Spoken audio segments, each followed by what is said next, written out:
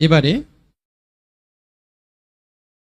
জানাজা সালাতের পর দোয়া করার বৈধতা। জানাজা সালাতের পর দোয়া করার বৈধতা এ বিষয়ে আলোচনা করবেন জামালপুর আল আমিন জামিরিয়া কামিল মাদ্রাসার সম্মানিত সাবেক অধ্যক্ষ, বিশিষ্ট আলেমে দ্বীন, বাতিলের বিরুদ্ধে বলিষ্ঠ কণ্ঠস্বর মুহতারাম মাওলানা AKM খায়রুল্লাহ। আমি হুজুরকে আলোচনা পেশ করার জন্য অনুরোধ জানাচ্ছি।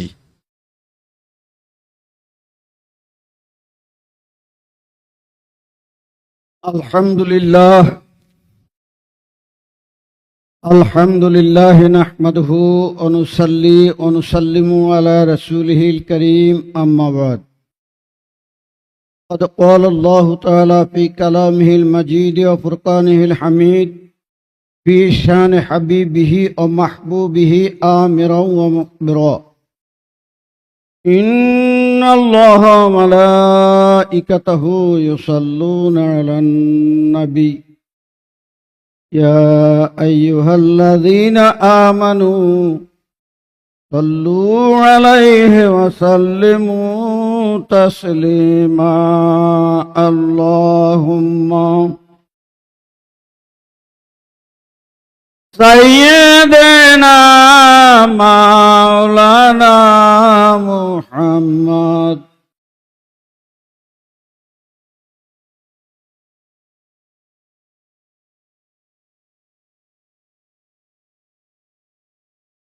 اللهم صل على سيدنا مولانا محمد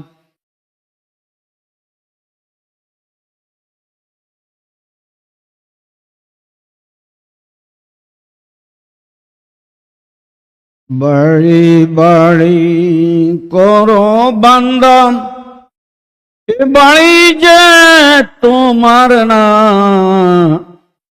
আসল বাড়ি কবর হবে, মাটি হবে বিছানা। আল্লাহুম্মা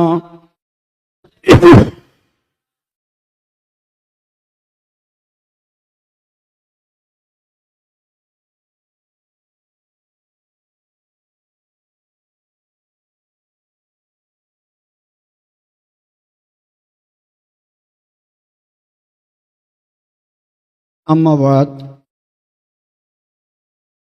मोहतरम हाजरीन,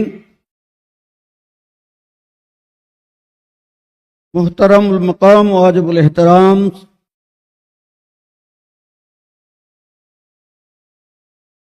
सदर मोहतरम मुर्शिदुल अल मुकर्रम शेखुल असरार,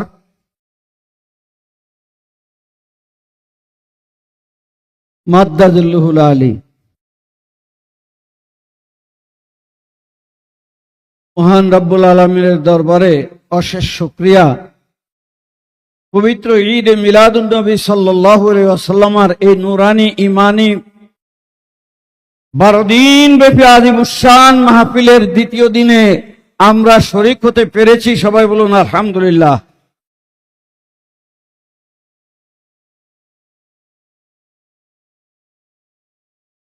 আমরা আপনারা কিন্তু কল্পনা করতে পারবো না, এই গোটা বিশ্বে এই রবিউল আউয়াল শরীফ উপলক্ষে কত কোটি কোটি অসংখ্য মুসলমান আল্লাহর হাবিবের এই পবিত্র মিলাদের মাসকে অত্যন্ত আজিমুশান ভাবে উদযাপন করছেন। বলুন আলহামদুলিল্লাহ। ঢাকার তুলনায় চট্টগ্রামে কিন্তু এর চর্চা অনেক অনেক অনেক গুণ বেশি। বিশ্বাস করেন, আমি সুদীর্ঘ 18 বছর সেখানে ছিলাম। এখন তো প্রথম গিয়ে দেখছি ইমাম আহলে সুন্নাত আল্লামা হাশিমি সাহেব হুজুর কিবলার বাড়িতে 12 দিন ব্যাপী ঈদে মিলাদুন্নবী সাল্লাল্লাহু আলাইহি ইসলামার মাহফিল চলতো, এটাই ছিল সবচেয়ে প্রসিদ্ধ।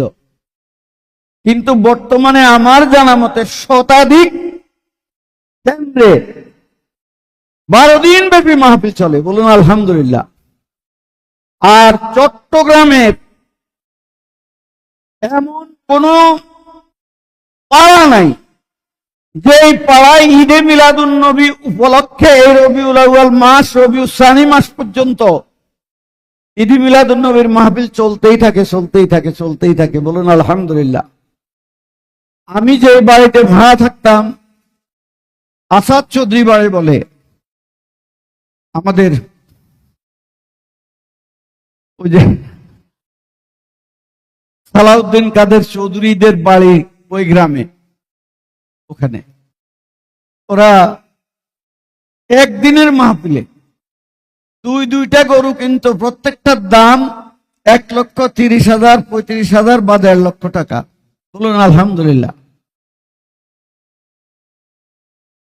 এবং বক্তা প্রতি বছর ঢাকা থেকে একজন বাধ্যতামূলক, অধিকাংশ সময়ই আমাদের মোহাম্মদপুর আলিয়ার বর্তমান ভাইস প্রিন্সিপাল সাহেব যান, আরো অনেকেই যান, তবে উল্লেখযোগ্য ওনার কথা আমি উল্লেখ করলাম আর কি। আল্লামা হাশেমি সাহেব হুজুরের বাড়িতে আমারও অন্তত একদিন লেকচারের সুযোগ হতো। আমার ওস্তাদ, আমার দাদা ওস্তাদ ইমাম আহলে সুন্নাত আল্লামা নুরুল ইসলাম হাশেমি রহমতুল্লাহি আলাই নব্বরাল্লাহু মারকাদাহু শরীফ অন্তত পক্ষে 30 থেকে 35 জন আল্লাহর ওলির দরবার থেকে তিনি খেলাফত প্রাপ্ত ছিলেন, বলুন আলহামদুলিল্লাহ। 4 তরিকায়, কাদেরিয়া, চিশতিয়া, নকশবন্দিয়া, মুজাদ্দিদিয়া, 4 তরিকার। এছাড়া আরো অন্যান্য তরিকারও ছিল খেলাফত ওনার কাছে। শুনলে অবাক হবেন, 7 জন ছেলে, একজন ওনার বাড়ির ফাজিল মাদ্রাসার প্রিন্সিপাল, আরেকজন ভাইস প্রিন্সিপাল, আরগুলি মুহাদ্দিস, সবগুলি আলেম, কিন্তু একজনকেও খেলাফত দিয়ে দেননি।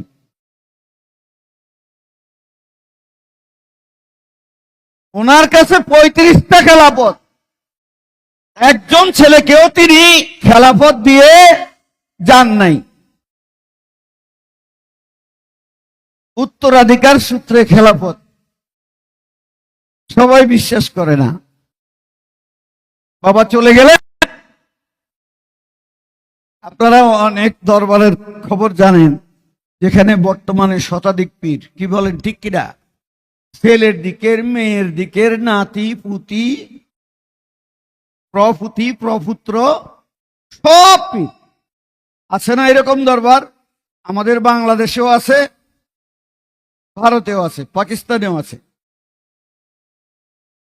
কিন্তু সত্যিকার মহান আল্লাহর ওলি যারা পীর ও মুর্শিদ, তারা নিজ সন্তান সুযোগ্য আলেম হওয়ার পরও যদি তিনি তরিকত এবং তাসাউফ চর্চা করে রোহানি পূজা বন্টনের যোগ্য না হন, দেন না, খেলাফত দেন না। আমার দাদা শ্বশুর হাফেজ আব্দুল কাদের রহমতুল্লাহ আলাই, রিয়াসতে রামপুরের হাফেজ এনায়েতুল্লাহ খান রিয়াসতে রামপুরি রহমতুল্লাহ আলাইর সর্বপ্রথম খলিফা। তিনি একটানা পীরের দরবারে লেখাপড়া করে শরীয়ত তরিকত শেষ করছেন, একটানা 27 বছর ছিলেন। কত বছর? 27 বছর পরে খেলাফত দিয়া পাগড়ি পরাইয়া বলছেন যাও এবার দেশে। বুঝতে পেরেছেন? কিন্তু ওনার ছেলে আমার শ্বশুর জগৎ বিখ্যাত শাইখুল হাদিস ছিলেন, মোহাম্মদপুর আলিয়ার শাইখুল হাদিস ছিলেন, আহমদিয়া সুন্নিয়ার শাইখুল হাদিস ছিলেন, কুমিল্লা আলিয়ার প্রিন্সিপাল ছিলেন। আপনারা অনেকেই হয়তো নাম জানতে পারেন। দেশের অত্যন্ত সিনিয়র বিজ্ঞ একজন আলেম ছিলেন, আল্লামা ফজলুল করিম নকশবন্দি মুজাদ্দিদি রহমতুল্লাহ আলাই। তার ছেলেকে আমার দাদা শ্বশুর খেলাফত দেন নাই, বলছেন যে সে জাহেরি এলেমে বেমেসাল, কিন্তু আমিও তাকে আমার কাছে রাখতে পারি নাই, তারও সুযোগ হয় নাই আমার কাছে থাকার। সুতরাং তার কাজ দেশে মোবাল্লেগে দিন হিসাবে, হাদিসের খাদেম হিসাবে সে খেদমত করবে, কিন্তু কলবের আত্মার খোরাক দেওয়ার মতো যোগ্যতা তার কাছে নাই, আমি দেব না, দেই নেই, দেন নাই। সুবহানাল্লাহ বলেন। বাবাজিরা, আজকে আমার আলোচ্য সূচি হলো আদ-দুআউ বাদাল জানাজা। জানাজার নামাজের পরে দোয়া করা বৈধ কিনা।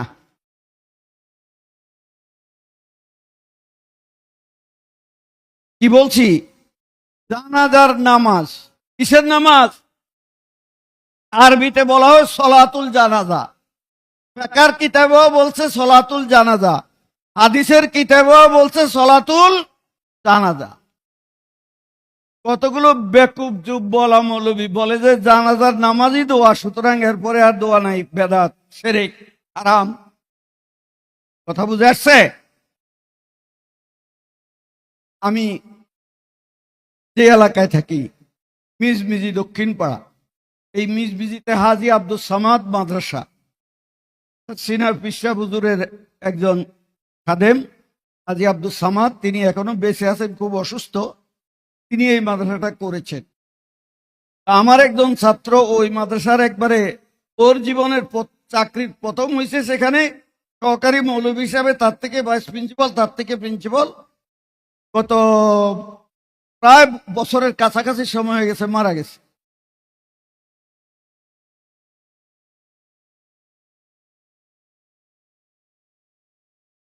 তো তার জানাজার পরে তার বেয়াই আবার দুর্বাটি আলিয়া মাদ্রাসার একজন মুফাসসির, প্রধান মুফাসসির। ওনার চাকরির শুরুও প্রধান মুফাসসির হিসাবে, রিটায়ার্ডও করছেন প্রধান মুফাসসির হিসাবে একই মাদ্রাসায়। মদিনা ইউনিভার্সিটিতে লেখাপড়া করছে, খুব ভালো আলেম। আমি বললাম, ভাইয়া, আমি তখন নতুন আসছি এলাকায়, জানাজার পরে দোয়ার ঘোষণা দেবো কিনা, দোয়া কিন্তু আপনাকেই করতে হবে। ওই যে দেন, অসুবিধা নেই। ওনার ছাত্র, আমার নাতি ছাত্র, ওই মাদ্রাসার শিক্ষক, সে আমার কানে কানে বলে, হুজুর আমাদের এখানে ঘোষণা দেওয়া যাবে না। ঘোষণা দিলাম, ওয়াহাবীর গোষ্ঠী সব চলে গেছে। তখন শুনছে আমি প্রিন্সিপালের ওস্তাদ, আর কথা বলার সাহস একটা উপায় নেই।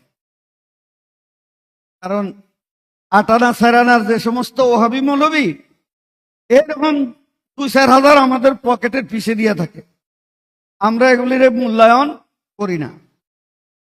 মুনাজাত করে দিলাম।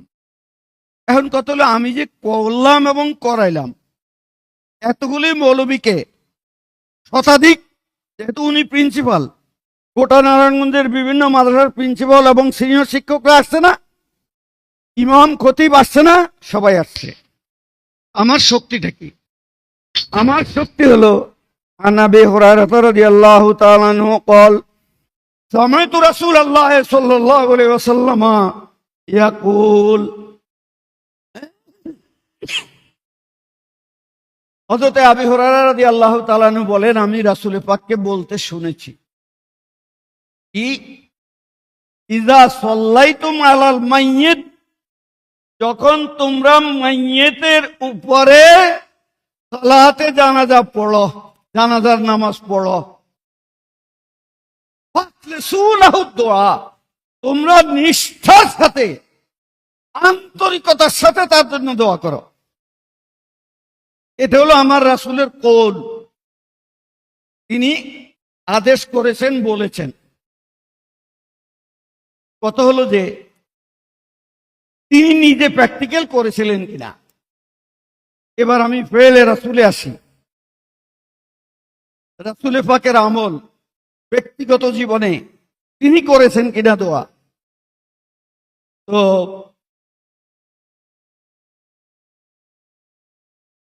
মদিনার মসজিদের মিম্বরে তিনি বসা। মৌতার যুদ্ধ চলে। কোন যুদ্ধ? সেই যুদ্ধে 1 জন 2 জন 3 জন সেনাপতি শহীদ হয়েছেন, 4th জনের হাতে বিজয় হয়েছে। ওনার নাম ছিল কি? যার হাতে বিজয় হয়েছে খালিদ বিন ওলীদ সাইফুল্লাহিল কাতিল, তার হাতে বিজয় হয়েছে। তো এখন ইনি আল্লাহর হাবিব মসজিদে নববীর মিম্বরে বসে বসে উনি জানাজা পড়তেছেন। হযরতে জাফর ইবনে আবি তালিব রাদিয়াল্লাহু তাআলা ওনার চাচাতো ভাই শহীদ হলেন। ফাসাল্লা আলাইহি রাসূলুল্লাহ সাল্লাল্লাহু আলাইহি ওয়াসাল্লাম, রাসূল তার জানাজা পড়লেন। মনে রাখবেন,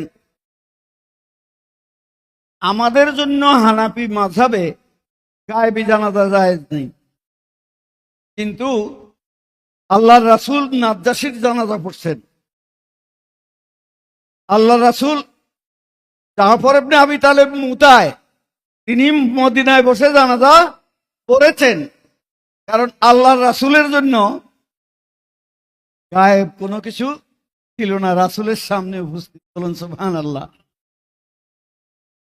তো তিনি তার জানাজার নামাজ পড়লেন। বাবা, 1 সপ্তাহ লাগে খবর আসতে মুতার থেকে মদিনায়। তৎকালীন তেজ রফতার গোনা দিয়েও খবর পাঠায়, তবুও কতদিন লাগে? 1 সপ্তাহ। কিন্তু আল্লাহ রাসূল নিজের স্বচক্ষে দেখতেছেন। আখাযার রায়াতা জাফর,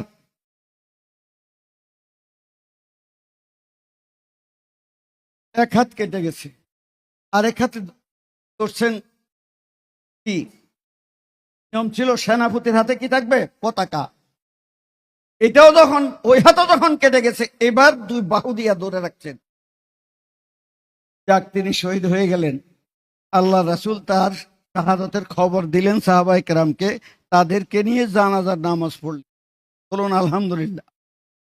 ও দালাহু, এবং তার জন্য দোয়াও করলেন।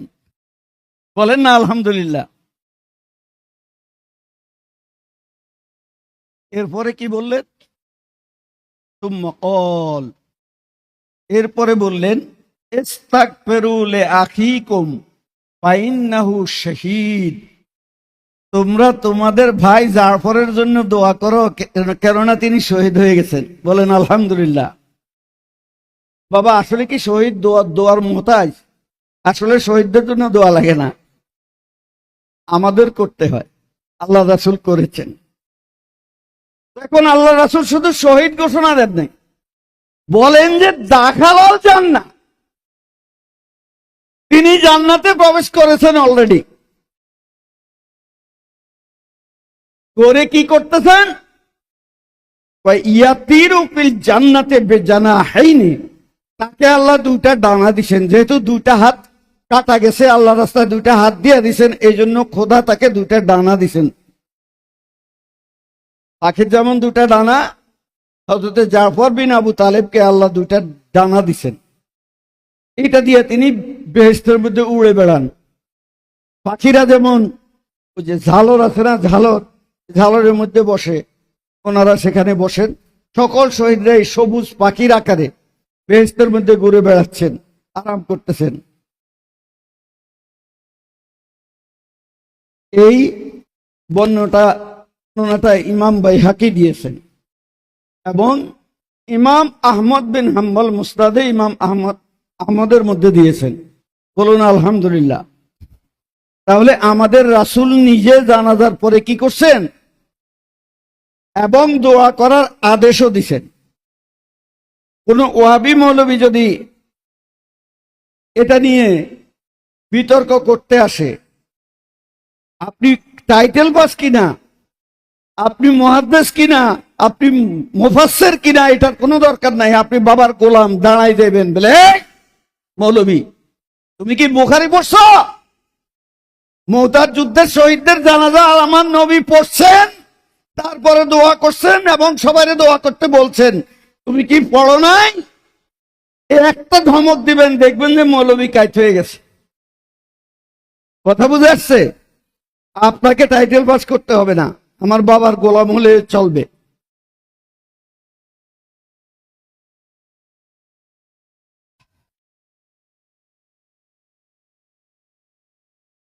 আল্লামা কাশানী রহমতুল্লাহ আলাই বর্ণনা করেছেন যে একদিন আমার রাসূল সাল্লাল্লাহু আলাইহি ওয়াসাল্লাম একটা জানাজার নামাজ আদায় করে ফেলছেন। কিছুক্ষণ পর পালাম্মা পারাগা, অর্থাৎ যখন রাসূল পাক সাল্লাল্লাহু আলাইহি ওয়াসাল্লাম জানাজার নামাজ পড়ে ফারেগ হয়ে গেলেন, যা উমর ও মাহু কাউমুন, হযরতে ওমর আসছেন, তার সাথে আরো অনেকজন সাহাবী আসছে। ওনারা কি জানাজা পাইছে? পায় নাই। এখন ওনারা কয়, হুজুর আপনি অনুমতি দিলে আমরা একটু ওনার আসছি যখন কষ্ট করে ওনার জানাজা পড়ি। আল্লাহ রাসূল বললেন যে আসসালাতু আলাল জানাজাতে লা তুআদু, জানাজার নামাজ একবার। হানাফি মাযহাবে কয়বার? দ্বিতীয়বার পড়া যাবে না। তবে তোমরা যেহেতু আসছো, জানাজা পাও নাই, ওয়ালাকিন উদউ লিল মাইয়িতি ওয়াস্তাগফিরু লাহু, তোমরা এই বেটার জন্য দোয়া করো এবং তার জন্য আল্লাহর কাছে ইস্তেগফার করো। বলেন সুবহানাল্লাহ। কাকে বলছেন? ওমর ফারুককে। আল্লাহ রাসূলের এই আদেশকে ওনারা পালন করেন নাই? করছেন। তাহলে আমরা যদি এই কাজটা করি, তাহলে কে কোন ওয়াহাবি মৌলবী, কোন জমাতের আমির সাহেব, কোন তবলিগের আমির সাহেব কি বলল, এটা চিন্তা করার কিছু আছে? নাই।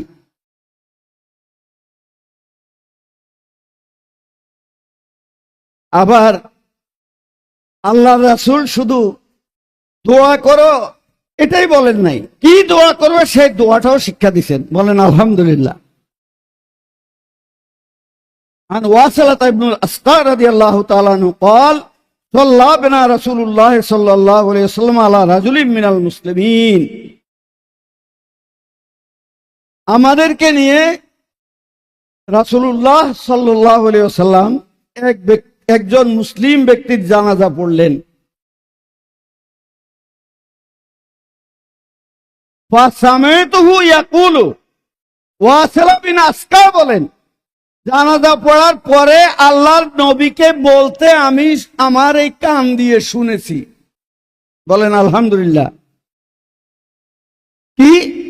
আল্লাহুম্মা ইন্না ফুলান ইবনে ফুলান ফি জিম্মাতিকা, হে আল্লাহ, আব্দুল্লাহর পুত্র আব্দুর রহিম, মনে করেন রহিম হলো কি? মাইয়েত। আব্দুল্লাহর পুত্র আব্দুর রহিম ফি জিম্মাতিকা, আল্লাহ তোমার জিম্মায়, তোমার দায়িত্বে সফরদ করে দিলাম। ওয়াহাবলি জাওয়ারিকা, হে আল্লাহ রাব্বুল আলামিন, আপনার পড়শিতে, আপনার পাশে, আপনার কাছে তাকে সফরদ করে দিলাম। ফাকিহু মিন ফিতনাতিল কবরি ওয়া আযাবিন নার, হে খোদা আপনি তাকে রক্ষা করেন কবরের পরীক্ষা থেকে, কবরের আযাব থেকে এবং জাহান্নামের আযাব থেকে। এই দোয়াটা কে শিক্ষা দিছেন? কে শিক্ষা দিছেন? এটা ভাষা আরবি, বাংলায় আপনি এই কথাগুলোই বলতে পারবেন না? বলি না আমরা, আল্লাহ এই মাইয়েতকে তোমার কুদরতি কদমে সফরদ করলাম। আল্লাহ তুমি তাকে দুনিয়া আখেরাতে মিজানে পুলসরাতে তোমার হাবিবের শাফাআত নসিব করিও।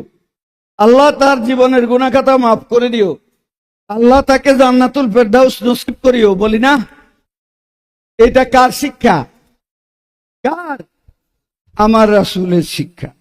তাহলে আমরা কি ভুলে আছি না সঠিক পথে আছি? আমার বাবা কি ভুল শিক্ষা দিচ্ছেন আপনাদের, না সঠিক শিক্ষা দিচ্ছেন?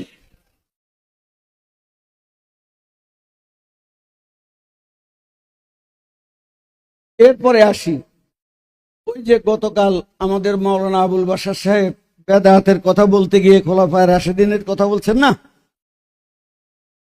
রাসূল পাক বলেছেন, আলাইকুম বিসুন্নতি, তোমাদের উপর অপরিহার্য আমার সুন্নত পালন করা, ওয়া সুন্নাতুল খোলাফায়ে রাশিদিন আল মাহদিয়িন, সৎপথ প্রাপ্ত খোলাফাদের সুন্নত তোমাদের উপর আমি অপরিহার্য করে দিলাম। শুধু এটাই বলেন না, এরপরে বলছেন আদ্দু আলাইহা বিন নাওয়াজিজ, আঁকড়িয়ে ধরো এটাকে কুয়ালির দাঁত দিয়া। বাবা, এই দাঁতগুলোর নাম আছে কিন্তু 32টা দাঁতের নাম আছে আরবি ভাষায়। যারা ইলমে কেরাত পড়ছেন তারা সবাই জানেন।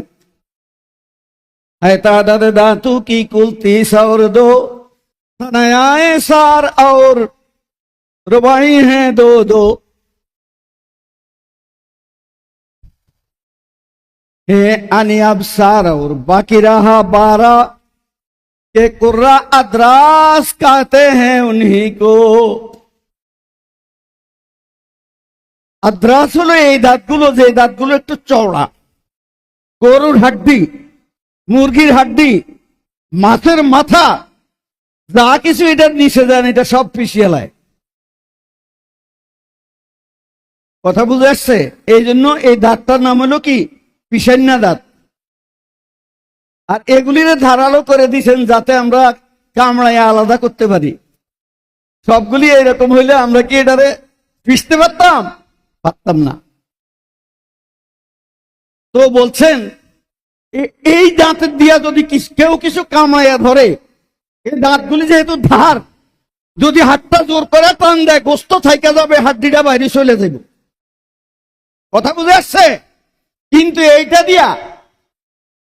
দিয়া যদি কামড়াইয়া ধরে তাহলে বের করা সম্ভব নয়। এই জন্য বলছেন ধরে রাখার জন্য।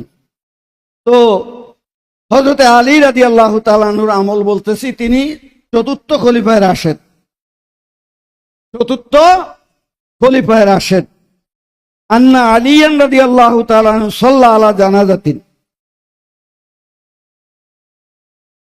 রাসূল পাক সাল্লাল্লাহু আলাইহি ওয়াসাল্লামের চাচাতো ভাই, খাতুনে জান্নাত মা ফাতেমার শাওহার স্বামী, হাসনাইন কারিমাইনের পিতা হযরতে আলী রাদিয়াল্লাহু তাআলা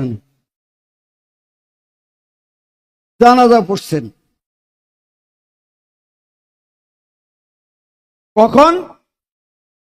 বায়দা মা সুল্লিয়া আলাইহি, ওই বেটার জানাজা আগে পড়া হয়ে গেছে, তিনি পরে আইসা আবার জানাজা পড়ছেন। কারণ একটা আইন আছে, তৎকালীন রাষ্ট্রীয় আইন ছিল, যিনি খলিফা তিনি ইমাম, জানাজা তিনি পড়বেন। তার আগে যদি অন্যরা পড়ে ফেলে তাহলেও ওনার হক রয়ে গেছে, উনি পড়বেন। যেমন এখন আমাদের দেশে 2-3টা জানাজা হলে মাইয়েতের যারা ওলি, অর্থাৎ ওনার যারা ছেলে, তারা কিন্তু পড়ে না, তারা লাস্ট জানাজায় পড়ে। মনে রাখবেন, যদি প্রথম জানাজায় ছেলেরা শরীক হয়ে যায়, বিশেষ করে বড় ছেলে যদি শরীক হয়ে যায়, তাহলে দ্বিতীয় জানাজা আর পড়া যাবে না। কথা বুঝে আসছে? কারণ ওলি পড়ে ফেললে এরপরে আর পড়া যাবে না।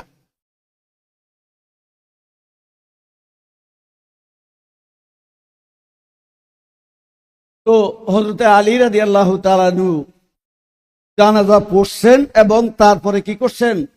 দোয়াও করেছেন। এতক্ষণ তো হাদিস থেকে বললাম, এবার হলো ফুকাহায়ে কেরাম, দ্বীনের যারা ফকি।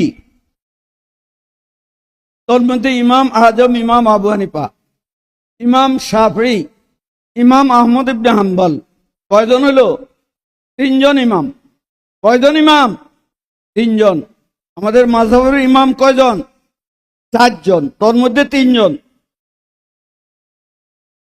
ওনারা কি বলছেন? আন্নাত তাজিয়াতা সুন্নাতুন ক্বাবলা দাফন, জানাজার পরে দাফনের আগে মৃত ব্যক্তির ছেলে সন্তান আত্মীয় স্বজন যারা আছে তাদেরকে প্রবোধ দেয়া, তাদেরকে সাথে নিয়া তাদের বাবার জন্য মন প্রাণ খুলে ক্লাসের সাথে দোয়া করা, যাতে তাদের অশান্ত মনে শান্তি আসে, তাদের বিরহের মনে প্রশান্তি আসে। এই জন্য তাদেরকে নিয়ে আপনি যখন বলবেন আল্লাহ এই মাইয়েতকে আপনি জান্নাতুল ফেরদাউসের দরজা উলিয়া দান করে, ছেলেটা আমিন আমিন বলবে, তার মনটা শান্ত হবে না? তার মনটা শান্ত হবে। এই জন্য কবর দেওয়ার আগেই এই দোয়া করার কথা বলেছেন 3 ইমাম।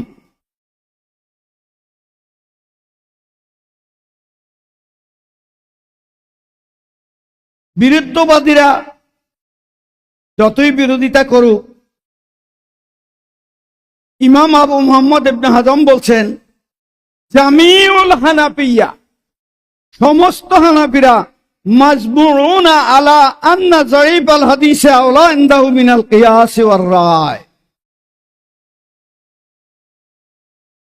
সমস্ত হানাফিরা একমত। ইমাম আজম আবু হানিফা বলছেন আমি ইমাম আবু হানিফার বক্তব্য, আমার কিয়াস, আমার রায়ের চেয়ে আল্লাহর হাবিবের একটা দুর্বল হাদিসও অনেক অনেক উত্তম। কেউ কেউ ওনাকে আহলুর রায় বলে অজ্ঞতার কারণে, কারণ উনি কিয়াস করে কথা বলেন নাই যতক্ষণ পর্যন্ত না, কিয়াস ওই সময় করেছেন যখন হাদিসে রাসূল পাওয়া যায় নাই।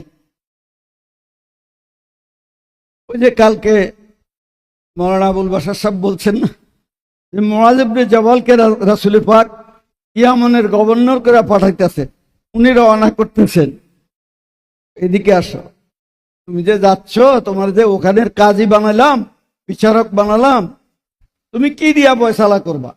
কয় কোরআন দিয়া। যদি তুমি কোরআনে খুঁজে না পাও, কোরআনে যদি না থাকে, এটা কিন্তু আল্লাহ রাসূল বলেন নাই, কারণ কোরআনে সবকিছু আছে, কিন্তু আমরা আমাদের জ্ঞান দিয়ে খুঁজে বের করার যে যতটুকু সক্ষম। যদি না পাও খুঁজা, তাহলে কি করবা? কয় আমি তাহলে আপনার সুন্নাহ, আপনার হাদিস দিয়া ফয়সালা দিব। এবারে আল্লাহ রাসূল বলেন যদি আমার হাদিসেও খুঁজা না পাও, বলে যে তাহলে আমি আমার আকল দিয়া, কোরআন হাদিসের আলোকে আমার আকল দিয়া সিদ্ধান্ত দিব। বলেন সুবহানাল্লাহ। তখন আল্লাহ রাসূল শুকরিয়া জ্ঞাপন করছেন,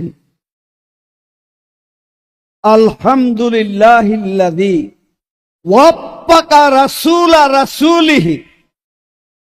আমি সেই খোদার শুকরিয়া জ্ঞাপন করছি, প্রশংসা করছি, যিনি তার রাসূলের দূতকে তৌফিক দিয়েছেন সঠিক সিদ্ধান্ত উপনীত হওয়ার পন্থা আবিষ্কার করার। বলুন আলহামদুলিল্লাহ।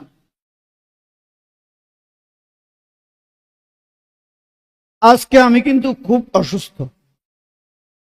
আসর নামাজ পড়ে দরবারে আসবো, মাগরিব এখানে পড়বো, ঠিক এই সময় আমি এমন অসুস্থ হয়ে পড়েছি, একেবারে গায়ের গেঞ্জি শুদ্ধ খুলে, জানালা খুলে ফ্যান দিয়ে শুয়েছিলাম, অনেকটা চৈতন্য হারা। মাগরিবের আজান কানে আসার সাথে সাথে আমার মনে হলো যে আমাকে তো শুয়ে থাকলে হবে না, আমাকে দরবারে হাজিরা দিতেই হবে। তো ছোট্ট একটা তদবির, নিজের চিকিৎসা নিজেই করলাম, করে তারপরে নামাজ টামাজ পড়ে রওনা করলাম। একটু তাড়াহুড়া করেছি যেহেতু দেরি হয়ে গেছে, গতকালও দেরি হয়েছে। বাবাকে কিন্তু আমি খুব ভয় পাই, খুব বেশি ভয় পাই। কি জন্য জানেন? বাবা আলেমে আলেম চিনে, পীরে পীর সিনে, অলিয়ে অলি সিনে। সবাই কি সিনে? সবার পক্ষে কি সিনা সম্ভব? আমার মুর্শিদ কেবলার থেকে আরো কালো ছিলেন আমার বাবা। আমার মতো এরকম লম্বা চওড়া ছিলেন। 14-15 বছর বয়স হয়ে গেছে। আমার আব্বা বলেন আমার দাঁড়াই মুছ কিছু কিছু গজাই গেছে। তো আমার দাদা নতুন ধানের ভাত খাইতে হলে আমাদের দেশে নিয়ম ছিল যে নতুন ধানের ভাত যেদিন খাবেন সেদিন মিলাদ শরীফ পড়াবেন। এলাকার একজন হুজুরকে দাওয়াত দিছে, মিলাদ শরীফ হয়েছে, দোয়া টোয়া হয়েছে। আমার আব্বা আইনা দিছে, হুজুর খাওয়া দাওয়া করছেন। এখন আমার আব্বাকে ডাইকা উনি আমার আব্বার চেহারার দিকে তাকায় রয়েছে। তারপরে আমার দাদা, ওনার নাম ছিল আইয়ুব আলী মুন্সি, ওনাকে ডাকলেন। বলেন যে তোমার ছেলে তো যথেষ্ট বড় হয়েছে, ওরে কি লেখাপড়া করাইছো?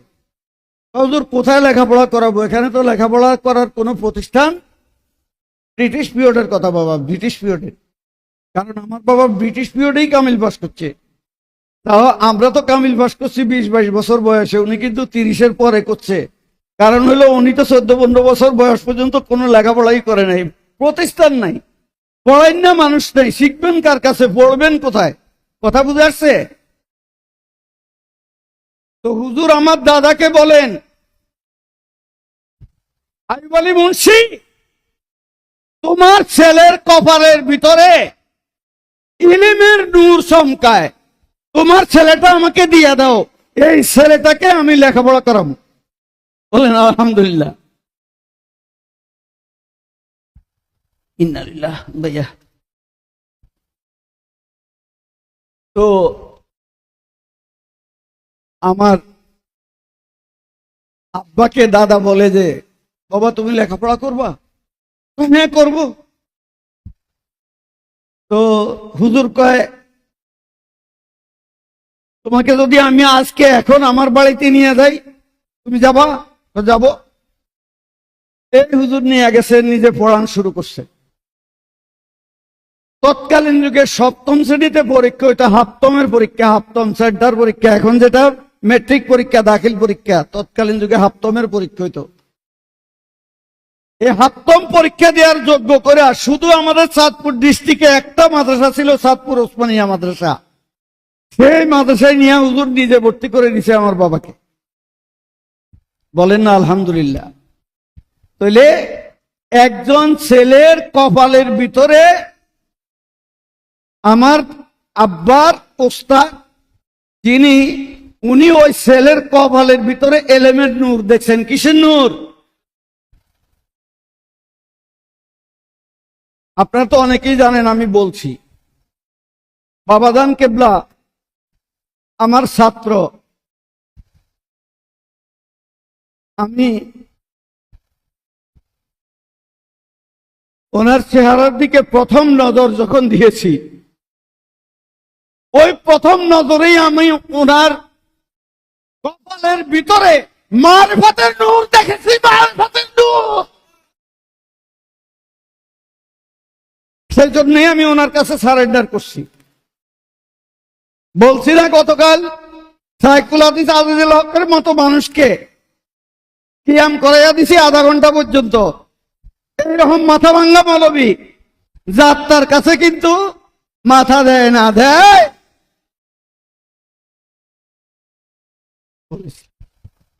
আমার বাবার কপালের ভিতরে কি আছে? মারেফাতের নূর আছে। কলবটা মারেফাতের সাগর হয়ে আছে, মারেফাতের সাগর। আপনারা কি কে কি অবস্থায় আছেন জানি না। আমি যত ওনার সাথে ওনার কথা শুনি আর যত ওনার লিখা পড়ি, আমার মনে হয় 10টার উপরে কিতাব উনি নিজে আমাকে দিচ্ছেন। আমি সেদিন নিজে 5টা কিনা নিছি, এখনো সবগুলা পড়ে শেষ করতে পারি নাই। আমি যতই পড়ি ততই ডুবে যাই ওনার মারফতের সাগরে, শুধু ডুবে যাই, ডুবে যাই। সুবহানাল্লাহ বলুন। আল্লাহ রাব্বুল আলামিন বাবার গোলাম হিসাবে আমাদের কবুল করুক, সবাই বলুন আমিন।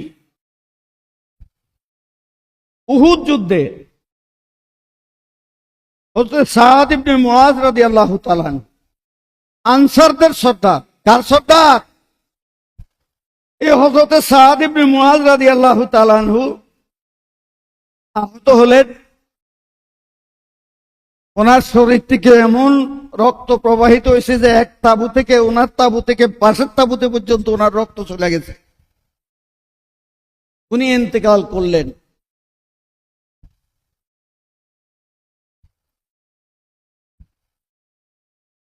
ফালাম্মা সাল্লা রাসূলুল্লাহ সাল্লাল্লাহু আলাইহি ওয়াসাল্লাম আলাইহি, রাসূল পাক তার জানাজার নামাজ পড়ছেন। রাসূল ঘোষণা দিয়েছেন, হাদাল্লাযী তাহাররাকা লাহুল আরশ, এই সাদের মৃত্যুতে আল্লাহর আরশ কেঁপে উঠছে। ওয়াশাহিদাতু সাবউনা আলফাম মিনাল মালায়েকা, তার জানাজার মধ্যে ৭০,০০০ ফেরেশতা আসছে। কত হাজার? জানাজার ইমামকে, জানাজার ইমামকে মুহাম্মদুর রাসূলুল্লাহ। মুক্তাদিদের মধ্যে আবু বকর, ওমর, ওসমান সমস্ত সাহাবা আছেন না? সবাই আছে। ৭০,০০০ ফেরেশতা আছে। কে বলছেন? আল্লাহর রাসূল বলছেন। বাবা, ৭০,০০০ ফেরেশতা গুনতে সময় লাগে না? আল্লাহ রাসূলের কি সময় লাগছে? আমার সময় লাগবে, আল্লাহ রাসূলের সময় লাগবে না। ফালাম্মা সাল্লা রাসূলুল্লাহ সাল্লাল্লাহু আলাইহি ওয়াসাল্লাম আলাইহি, রাসূল যখন তার উপরে জানাজার নামাজটা পড়লেন, অউযিয়া ফি কাবরিহি, তাকে তার কবরের মধ্যে রাখা হলো। অসুবিয়া আলাইহি, তার কবরের মধ্যে মাটি দেয়া হলো।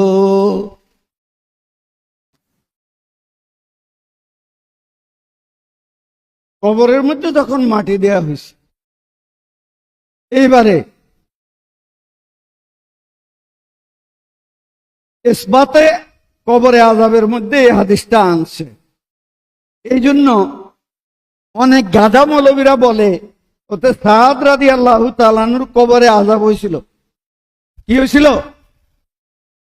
কবরের দুই দিকের মাটি উনাকে জড়াইয়া ধরছিল।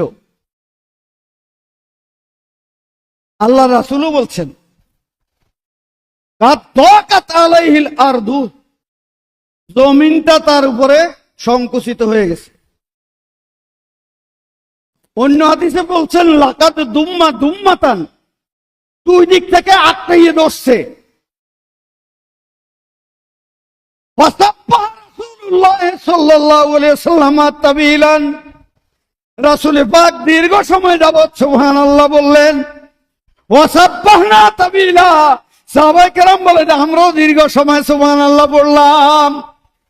সুম্মা কাব্বারা রাসূলুল্লাহ সাল্লাল্লাহু আলাইহি ওয়াসাল্লাম, এরপরে আল্লাহর রাসূল তাকবীর আল্লাহু আকবার বললেন।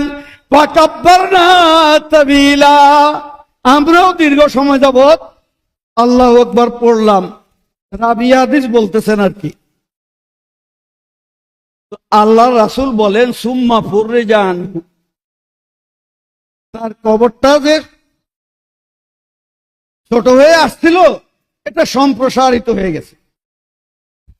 এখন আমার প্রশ্ন আপনাদের কাছে, আমরা যদি বলি যে ওনার কবরে আযাব হইছে, মাটিয়ে শাস্তি দিছে, তাহলে বলেন যার জানাজার ইমাম আমার রাসূল, মুক্তাদি আসহাবে রাসূল, ৭০,০০০ ফেরেশতা, ফের কবরে যদি আযাব আইয়ে পৃথিবীতে আর কারোর কবরের আযাব ছাড়া বাকি থাকবো? তাই এটা আযাব না। এটা কি জানেন? আপনার ছেলে বিয়ে করাইছেন, হয় আর্মিতে চাকরি করে দেশে, না হয় পুলিশে চাকরি করে, না হয় এখন তো সৌদি আরব, দুবাই, লন্ডনে চলে যায় না? চলে গেছে, তার ৫-৬ মাস পরে তার ছেলে হয়েছে। ছেলের বয়স এখন ৩ থেকে ৪ বছর হয়ে গেছে গা। বাড়িতে আসছে, বাবা ছেলেরে জড়াইয়া ধরে আদর করার জন্য ছেলে চিল্লাইয়া কাঁদা উঠে দাদার কাছে চলে যায়, ঠিক কিনা? আসলে কি বাপে তারে কষ্ট দিব? বাপে জড়ায় ধরছে কি জন্য? আদর করার জন্য। ছেলে বুঝতেছে কি আমারে মনে হয় মায়েরা ফেলবো, এই জন্য ছেলে কি করে? চিল্লায়। হতে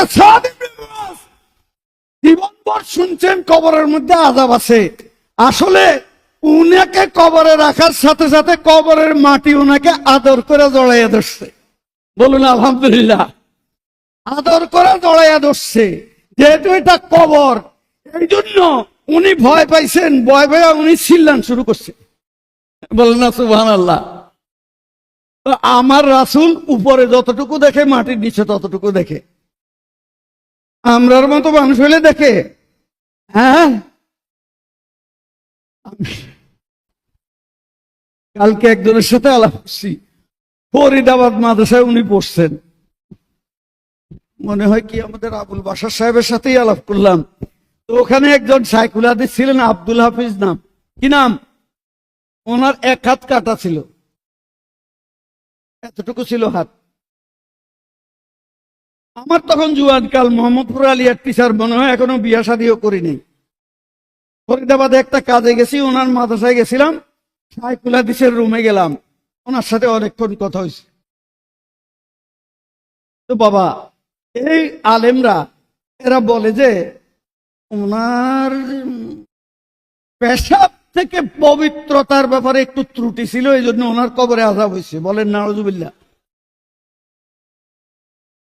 আমার রাসূলের সহচর্য যিনি পেলেন, আনসারদের যিনি সর্দার, তার জন্য আজ কাফে, তার জানাজায় আল্লাহ 70,000 ফেরেশতা পাঠাই দেয়, এই বেটার কবরের মধ্যে আযাব হইতো কি বুঝতে পাইছে? আমার বাবা না গতকাল বলছে যে আমরা হাদিস পড়ছি, পড়াইছি, আমরা যখন ওযু করি আমাদের এই হাত দিয়া যখন পানিটা ঝরা পড়ে, এই হাতের পানির সাথে আমাদের শরীরের পাপগুলা জোরা জোরা পড়ে। এবং উনি বলছেন যে আল্লাহর ওলিরা দেখতে পায় কোন পাপটা জোরা পড়ছে, কইছে না? তো বাবা, হযরতে সাদের শরীরে কি পাপ থাকার কথা? এই জন্য ওয়াহাবী যারা মুহাদ্দিস, তারা কথা বলছে যে সাদ ইবনে মুআযের একটু ত্রুটি ছিল, যার সময় উনি একটু কেয়ার কম করতেন, এই জন্য ওনার কবরে আযাব হয়েছে। নাউজুবিল্লাহ বলেন। কিন্তু মিরআতুল মানাজিহ, পাকিস্তানের একজন মুহাদ্দিস, তিনি ওই কিতাবের মধ্যে লিখছেন যে এরা আহম্মক বুঝে নাই, আসলে কবরের মাটি, ওরে বাবা, কবরের মাটি আসে ক্ষয় কার জন্য? আল্লাহওয়ালার জন্য। সে অপেক্ষায় থাকে কখন আসবা, কারণ কবরের মাটি কিন্তু সাধারণ মাটি। এই বেটারে যখন কবরের মধ্যে শোয়ায়, আর শুধু আমার নবীর চেহারা মুবারক দেখা ফেরেশতা কয় উনিকে, আমার নবীকে, আরে সে কয় উনি তো আমার রাসূল, তোমার জবাব টবাব বুঝি না, আগে আমি আমার রসুলটা একটু সালাম দিয়া লই। বলেন না সুবহানাল্লাহ। সাথে সাথে বলে কি, এ প্রেসু বিপেরাশিল জান্নাহ। দেখেন, এটা ছিল সাধারণ মাটি, আপনাকে বাড়ির সামনের কবরস্থান, এখন এটার মধ্যে কি জান্নাতের বিছনা এসে গেছে, আসছেনি? ওয়াল বেসুহু বিলিবাসিল জান্নাহ, এরে জান্নাতের পোশাক পরাইয়া দাও। কোথাকার পোশাক? এরপরে কি বলে? নুম কানাও মাতিল আরুস, বাবা তুমি ঘুমাও যেমন নবদুলা ঘুমায়। দুলা দুলা নিয়ে বাসর রাতে যখন ঘুমায়, তাদেরকে যেন কেউ ডিস্টার্ব করতে না পারে, এই জন্য দাদা দাদিরা, মুরব্বীরা চতুর্দিকে পাহারা দেয়, ঠিক কিনা? ঠিক কিনা? কারণ আগের যুগে আমাদের টিনের ঘর, বেড়ার ঘর ছিল, এখনকার দিনে পাহারা দেওয়া লাগে না, এখনকার দিনে অত্যন্ত নিরাপদ জায়গা। কি বলেন, ঠিক কিনা? তো আল্লাযী লা ইউকিযুহু ইল্লা আহাব্বু আহলিহি। বাবা, সাদ ইবনে মুআযের জন্য আল্লাহর রাসূল দোয়া করছেন। আমি আসল জায়গায় আসি, কি করছেন? সাব্বাহ রাসূলুল্লাহ সাল্লাল্লাহু আলাইহি ওয়াসাল্লাম ফাসাব্বাহনা তাবিলা। আল্লাহ রাসূল দীর্ঘ সময় যাবত সুবহানাল্লাহ পড়ছেন, আমরাও সবাই দীর্ঘ সময় সুবহানাল্লাহ পড়ছি। ওয়া কাব্বারা রাসূলুল্লাহ সাল্লাল্লাহু আলাইহি ওয়াসাল্লাম ফাকাব্বারনা তাবিলা। আল্লাহ রাসূল আল্লাহু আকবার পড়ছেন, আমরাও দীর্ঘ সময় যাবত আল্লাহু আকবার পড়েছি। এটা দোয়া। এটা কি দোয়া? এই জন্য কোনো এলাকায় মৃত ব্যক্তিকে কবর দেওয়ার পরে সেখানে আজান দেয়া তারা মুস্তাহাব মনে করে, কবরের পাশে আজান দেয়। এই হাদিস দলিল। এই হাদিস কি দলিল? আমাদের এলাকায় প্রচলন নাই, কিন্তু কোথাও কোথাও আছে। চট্টগ্রামের কোনো এলাকায় আছে, কবরের পাশে কি করে আজান দেয়। এই হাদিসটাই দলিল। ওই গাদারা যে কয় যে ইসরায়েলে সব যায়, শালার বেটা, তুই না এই হাদিস পড়লি? আমার রাসূল শুধু সুবহানাল্লাহ আল্লাহু আকবার পড়ছে, সাহাবীরা সুবহানাল্লাহ আল্লাহু আকবার পড়ছে, আর আল্লাহ রাসূল ঘোষণা দিছে সুম্মা ফুররিজা আনহু, তার কবর একবারে প্রসারিত হয়ে গেছে। কদ্দূর? যে মাদা বাসারি, সে চতুর্দিকে যে নজর দিলে দেখে, ডাইনে যতটুকু দেখে, বামে যতটুকু দেখে, সামনে যতটুকু দেখে, পিছে যতটুকু দেখে, ততটুকু পর্যন্ত তার কবর প্রশস্ত হয়ে গেছে। বলেন সুবহানাল্লাহ। এটা কিসের ফল? সুবহানাল্লাহ আল্লাহু আকবারের ফল। তাইলে ইসালে সব জায়েজ না না জায়েজ? আমাদের আবুল বাশার সাহেব কালকে আরেকটা কথা ইঙ্গিত দিচ্ছেন, কয় যে 7 দিনা খাওয়ানো। এটা আমার এক খালতো বোন, আল্লাহ বেহেশত নসিব করুক, সবাই বলেন আমিন। বিমানবন্দরের পাশে বাড়ি করছে। কায়দা একদিন আমাকে বলতেছে, আমার আম্মার জানাজার দিনে গুলশান সেন্ট্রাল মসজিদে আমার আম্মার প্রথম জানাজা হয়েছিল। বলে যে ভাই, ছেলেপেলেরা এগুলি কি শিখছে বুঝি না, এগুলি বলে আমি মরলে নাকি আমার জন্য কোনো মিলাদ দিবে না, কারণে খাওয়াবে না, ফাইলে কিছু টাকা এতিমখানায় দিয়ে দিব। আফসোস করতেছে। এরকম কথা খারাপ প্রস্তাব করে ওয়াহাবিরা। কি জন্য জানেন? সবগুলি টাকা কয় আমাকে মাদ্রাসার মধ্যে একটা গরু দিয়ে দাও, একটা ছাগল দিয়ে দাও, 10,000 টাকা দিয়ে দাও, আমাকে ছেলে ঘরে এক বেলা খাওয়ামো। 10,000 টাকায় প্রতি 1000-এ 200 টাকা কিন্তু হেতার পকেটও গেছে। এটাকেও কিন্তু 20% কি আছে,